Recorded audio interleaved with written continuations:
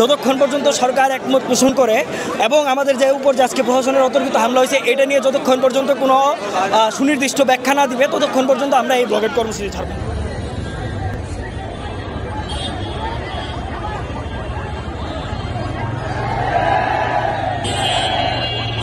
আজকের এই সরকার পার্মানেন্ট সরকার না, আজকের এই সরকার আমরা বানিয়েছি, আমাদের রক্তের বিনিময়ে সরকার হয়েছে।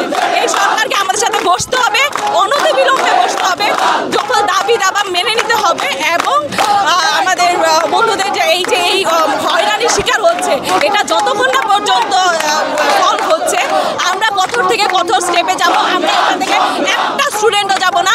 আজকে ইঞ্জিনিয়াররা আসছে, কালকে আমাদের সাথে বিভিন্ন কলেজের স্টুডেন্টরা আসবে, আমাদের বাবা মারা আসবে, কারণ তাদের সন্তানের এই ক্ষতি তারা মেনে নেবে না।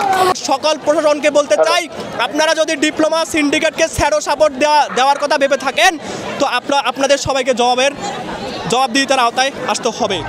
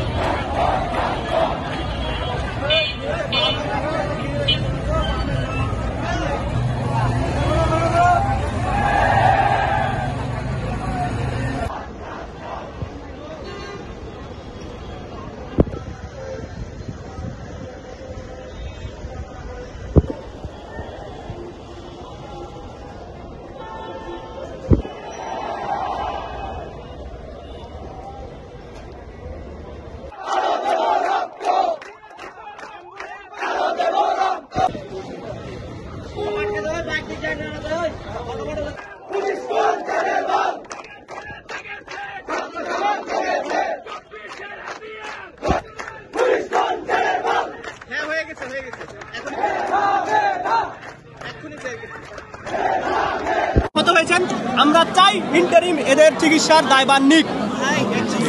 ভাই আমাদের দাবি আমাদের সবাই বসে কথা বলতেছে, একটু চুপ করে থাকি।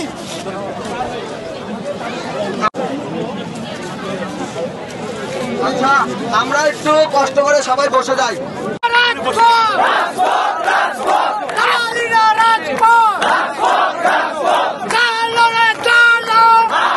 গাড়ি যাওয়ার দরকার হয় তাহলে তাদেরকে যেতে দেওয়ার ব্যবস্থা করে দিবে। সাথে আরেকটা হায়াত হবে। আমাদের ভাইদের উপর যে আক্রমণটা করেছে সেই জবাব প্রশাসনকে দিতেই হবে। আর আমরা এখানে কর্মসূচি পালন করব শান্তিপূর্ণভাবে। তোমাদের সবাইকে এখানে অবস্থান করার জন্য বিনীতভাবে অনুরোধ করা হলো। সহযোগিতা করে যাবো ইনশাআল্লাহ। আমরা থাকবো তো। আমাদের দাবি আদায় না করা পর্যন্ত আমরা ঘরে ফিরবো না। আমাদের ভাইকে আঘাত করা হয়েছে, আমাদের ভাইদেরকে হুমকির হুকুম দিয়েছে, আমাদের ভাইদের উপর পুলিশ দিয়ে আক্রমণ করা হয়েছে। আমরা এর বিচার ইন্টারিমের কাছে চাই। যতক্ষণ সেই অনুযায়ী আমরাও এখানে আমাদের কর্মসূচি পালন করব।